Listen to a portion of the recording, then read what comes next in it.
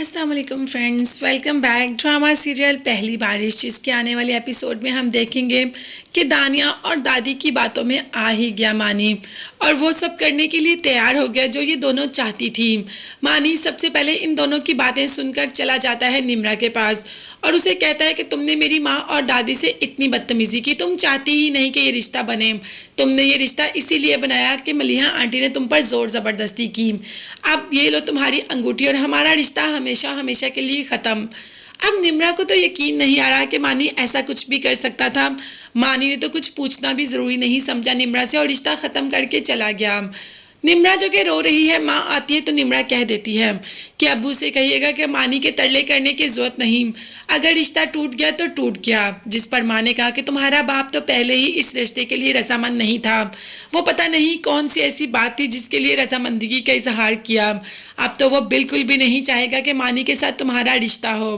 अब ये तो मानी और निम्रा और घर वालों की बात है, behzad तो अभी इस बात को जानता भी नहीं। मगर निम्रा को इस बात का बहुत अफसोस है कि मानी ने उसे कुछ भी पूछने की जहमत नहीं की और आकर अंगूठी उतार कर चला जाता है। जैसे ही behzad आता है, उसे इस बात की खबर होती है तो सबसे पहले बेटे को बुलाता है। जैसे ही बेटा बाप के गले लगने लगता है तो जोरदार थप्पड़ उसके मुंह पे दे मारता है कि मेरे जाने के बाद तुमने ये क्या किया, तुमने जाकर निम्रा से अपना रिश्ता खत्म कर दिया। जबकि यहाँ पर मानी ने सारी हकीकत बता दी कि उसने दादी और अम्मी से बदतमीजी की। उसने अम्मी से और दादी से कहा कि उसने ये रिश्ता सिर्फ और सिर्फ मलिहा आंटी के लिए किया, नहीं तो वो मुझे पसंद नहीं करती।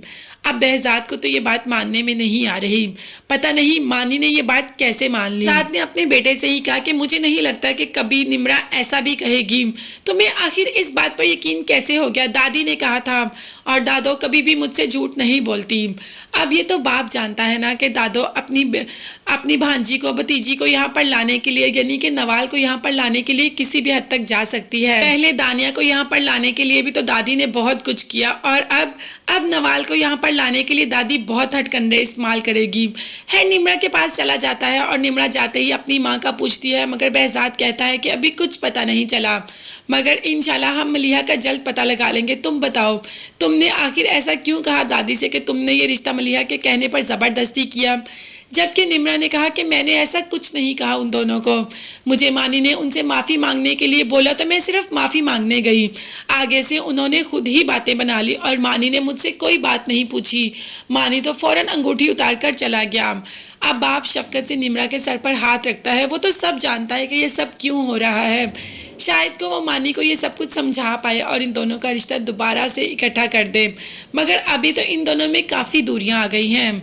मानी और निम्रा एक दूसरे से बहुत मोहब्बत करते हैं और behzad कभी नहीं चाहेगा कि इन दोनों के साथ भी वो हो जो मलिहा और उसके साथ हुआ। आप देखते हैं कि behzad इन दोनों के रिश्ते को तोड़वा सकता है, यानी कि हमेशा हमेशा के लिए तोड़ने रहेगा या इनको जुड़वा देगा।